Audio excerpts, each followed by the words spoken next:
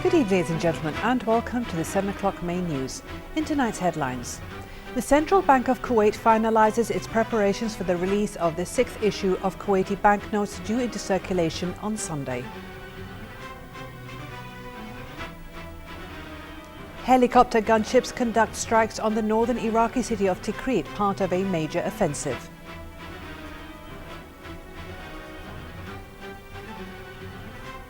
A ceasefire in eastern Ukraine comes under increasing strain amid fresh clashes between government forces and pro-Russia separatists.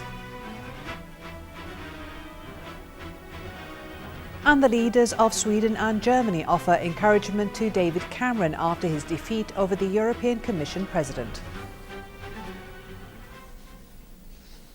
His Highness the Crown Prince Sheikh Nawaf Al Ahmed Al Jaber Al Sabah made a telephone call to His Royal Highness the Crown Prince, Deputy Prime Minister and Minister of Defence of Saudi Arabia, Prince Salman bin Abdulaziz Al Saud, during which he congratulated His Royal Highness on the advent of the holy month of Ramadan.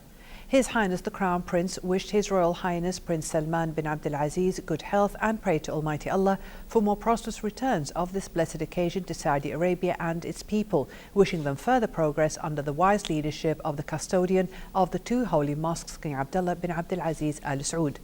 On his part, His Royal Highness Prince Salman bin Abdulaziz congratulated His Highness the Crown Prince on the same occasion and wished him good health and Kuwait more growth and development under the wise leadership of His Highness the Emir Sheikh Sabah Al Ahmed Al Jaber Al Sabah.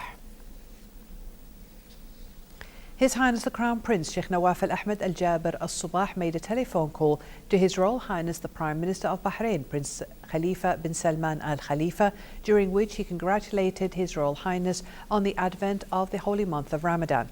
His Highness the Crown Prince prayed to Almighty Allah for more prosperous returns of this blessed occasion to Bahrain and its people and wished them further progress under the wise leadership of His Majesty King Hamad bin Isa Al Khalifa. For his part, His Royal Highness Prince Khalifa bin Salman congratulated His Highness the Crown Prince on the same occasion and wished him good health and Kuwait more growth and development under the wise leadership of His Highness the Emir. His Highness the Crown Prince Sheikh Nawaf Al Ahmed Al Jaber Al Sabah made a telephone call to His Highness the Crown Prince of Abu Dhabi, Deputy Supreme Commander of the Armed Forces and Chairman of the Executive Board of Abu Dhabi of the United Arab Emirates, First Lieutenant General Sheikh Mohammed bin Zayed Al Nahyan, during which he congratulated His Highness Sheikh Mohammed bin Zayed on the advent of the holy month of Ramadan. His Highness the Crown Prince wished His Highness Sheikh Mohammed bin Zayed good health and prayed to Almighty Allah for more prosperous returns of this blessed occasion to the United Arab Emirates and its people, wishing them further progress under the wise leadership of His Highness President Sheikh Khalifa bin Zayed Al Nahyan. For his part, His Highness Sheikh Mohammed bin Zayed congratulated His Highness the Crown Prince on the same occasion and wished him good health and Kuwait more growth and development under the wise leadership of His Highness the Emir Sheikh Sabah Al Ahmed Al Jaber Al Sabah. His Highness the Crown Prince Sheikh Nawaf Al Ahmed Al Jaber Al Sabah received a telephone call from His Royal Highness the Crown Prince, Deputy Supreme Commander of the Armed Forces and First Deputy Prime Minister of Bahrain, Prince Salman bin Hamad Al Khalifa, who congratulated His Highness the Crown Prince on the advent of the holy month of Ramadan. His Royal Highness Prince Salman bin Hamad prayed to Almighty Allah for more prosperous returns of this blessed occasion to Kuwait and its people and wished them further progress under the wise leadership of His Highness the Emir Sheikh Sabah Al Ahmed Al Jaber Al Sabah. For his part, His Highness the Crown Prince congratulated His Royal Highness Prince Salman bin Hamad on the same occasion and wished him good health and Bahrain more growth and development under the wise leadership of His Majesty King Hamad bin Isa Al Khalifa. The Central Bank of Kuwait will put into circulation the 6th edition of the Kuwaiti currency tomorrow Sunday, coinciding with the advent of the holy month of Ramadan. The flag of Kuwait is a main feature of the new bills in affirmation of the national identity. Each paper shows the Kuwaiti desert and marine environments along with historic sites, namely Failaka Island, the first minted coin bearing the name of Kuwait, and heritage sites such as the Old Kuwaiti Gate and industrial potentials and zones, including an oil tanker and refinery. The newly released papers bear other features, namely the dhows, pearl diving, along with landmark structures including Seif Palace, the National Assembly Building, Kuwait Towers, the Liberation Tower, the Grand Mosque and the Central Bank of Kuwait headquarters. Each banknote is distinguished with different drawings and ornaments. Some are coarse, so blind people can identify the value of the bill by touching. Background of the miniature pictures depict Islamic heritage and the Kuwaiti genuine identity.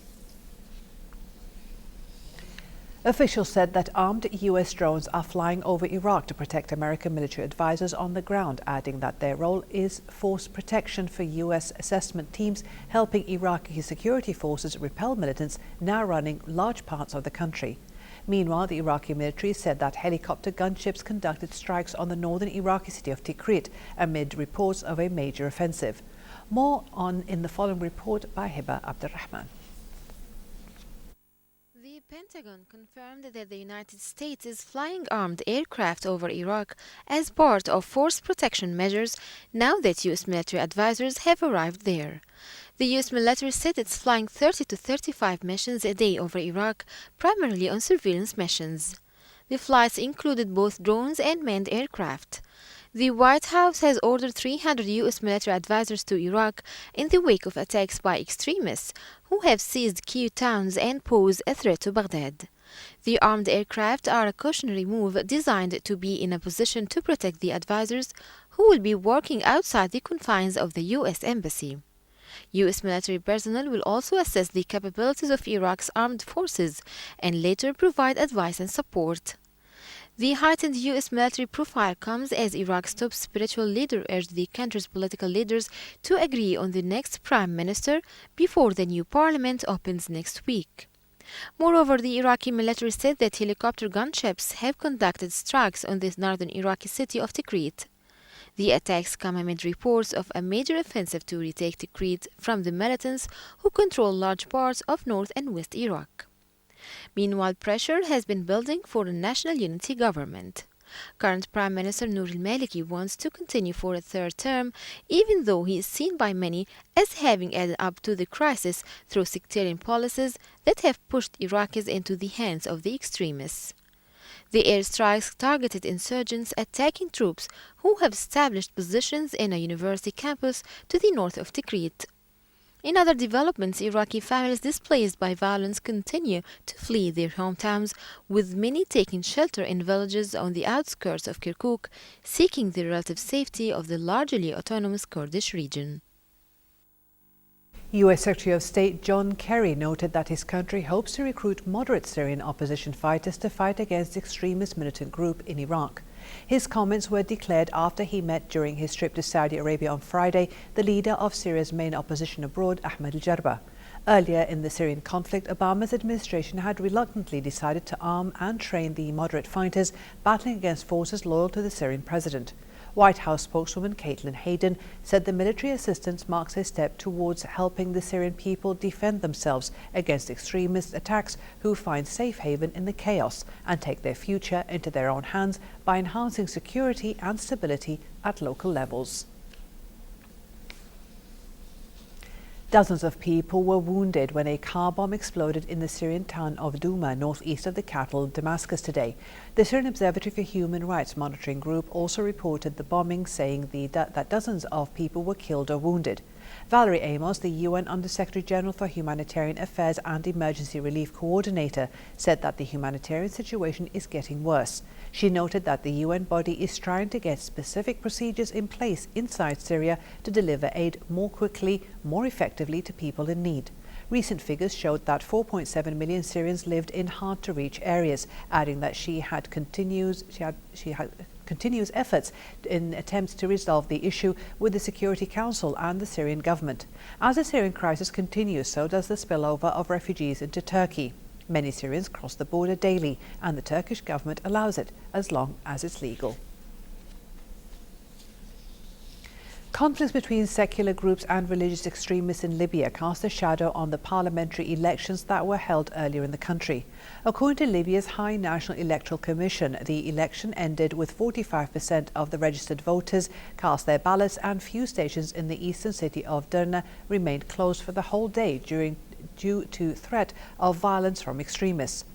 though the new 200-seat parliament will replace the current interim General National Congress and be in charge of organising the coming presidential elections and bringing an end to the country's chaotic political transition. The ongoing unrest gives rise to doubts as to whether the election will alter the course for the volatile country. All of the 1,714 participants are registered as independent candidates in the election, as party lists are not allowed under the current electoral law. However, the conflicts among Libyan parties have long been disrupting the country. 2 homemade bombs placed in a government construction site on the outskirts of Cairo exploded today, killing a teenage girl. The explosion tore through a government telecommunications building under construction in 6 October district, as the 15-year-old girl's mother, who was the wife of the building guard, was wounded in the blast. Investigators said 2 bombs were placed under the 3-story building and detonated with a mobile device. In a separate incident, gunmen shot and killed 2 civilians late Friday in the town of El Arish in the northern part of the Sinai Peninsula. A ceasefire in eastern Ukraine is coming under increasing strain amid fresh clashes between government forces and pro-Russia separatists. Ukrainian military sources said at least 1 soldier was killed near the rebel stronghold of Sloviansk, where several government-held sites came under fire overnight. Dina Nasser has more on this story. Pro-Russian separatists seized a Ukrainian National Guard base in the eastern city of Donetsk. The separatists said they took the base on Thursday night after a 4-hour gun battle in which 1 separatist was injured. The captured Ukrainian guardsmen were released yesterday morning, leaving only their commander in captivity. A week-long ceasefire between separatist militants and government troops in eastern Ukraine expired yesterday evening, but was later extended by Ukrainian President Petro Poroshenko for 3 more days. However, deadly fighting continued during the ceasefire. Poroshenko warned the government could terminate the ceasefire in areas where it has been violated by the rebels. The number of people displaced internally by the turmoil in Ukraine has reached over 54,000, with 16,400 fleeing fighting this week alone. A further 110,000 people left Ukraine for Russia this year, most of them from eastern regions, though only 9,500 sought official refugee status there. Poroshenko signed a free trade deal with the EU yesterday, binding his country more closely to Western Europe and sealing the very agreement that triggered the bloodshed and political convulsions of the past 7 months. Russia opposes closer ties between Ukraine and the EU. Ukraine is trying to increase its own gas productions after Russia's state-controlled gas company, Gazprom, cut gas shipments to Ukraine. Kiev is struggling with a $4.5 billion gas debt to Russia. Gazprom last week cut shipments after the talks to settle the debt and negotiate a lower price failed. However, supplies to Europe via Ukraine and other pipelines have not been affected. Ukraine sought to counter the Russian move by trying to negotiate gas supplies from other European countries that buy Russian gas. Ukrainian officials have admitted that the country cannot cut its dependence on Russian gas right away, but have unveiled plans on how to diversify energy supplies and rationalize their use. Gazprom has warned its European customers that it could limit supplies to the countries that intend to resell the natural gas onto Ukraine.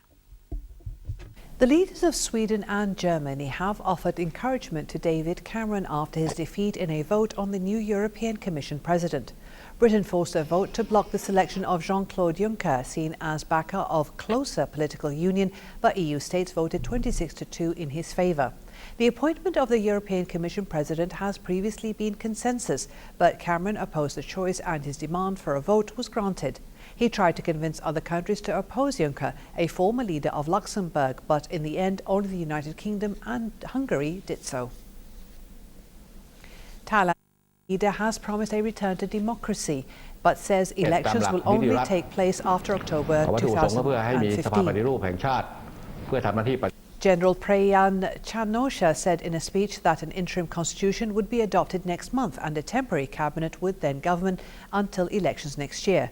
The military seized power on May 22nd, saying it wanted to return stability to Thailand after months of political and social unrest. Since then, the country has been run by a military junta called the National Council for Peace and Order, insisting that it's a neutral player among the country's rival political factions. The group stage of the World Cup wrapped up on Thursday with Germany defeating the United States team 1-0 and Portugal beat Ghana 2-1. Korea suffered a 2-0 defeat at the hands of Group H leader Belgium, and Algeria tied with Russia with a final score of 1-1. In Group G, table topper Germany will now go on to play against France in the second stage. Although the United States and Portugal both finished with 4 points, the US narrowly beat out Portugal for a place by 3 goals and will next play Belgium, and Group H number 2 Algeria will play against Germany. At the current standing, the top 2 teams are the Netherlands and Colombia, both with 9 points and a goal total of 7. Closely following are Argentina and Belgium, also with 9 points but a total goal score of 3. Today marks the first day of a 4-day second stage where 16 teams will be whittled down to just 8 to decide who will continue onto the quarter-finals. Brazil is set to go head-to-head with Chile, and Colombia will battle it out with Uruguay. For a chance to see our reports again, please visit our YouTube channel at MOI Kuwait News. And to recap tonight's news, here are the headlines once again. The Central Bank of Kuwait finalises its preparations for the release of the 6th issue of Kuwaiti banknotes due into circulation on Sunday.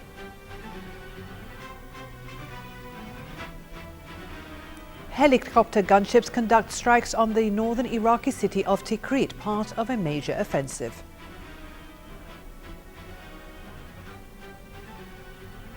A ceasefire in eastern Ukraine comes under increasing strain amid fresh clashes between government forces and pro-Russia separatists.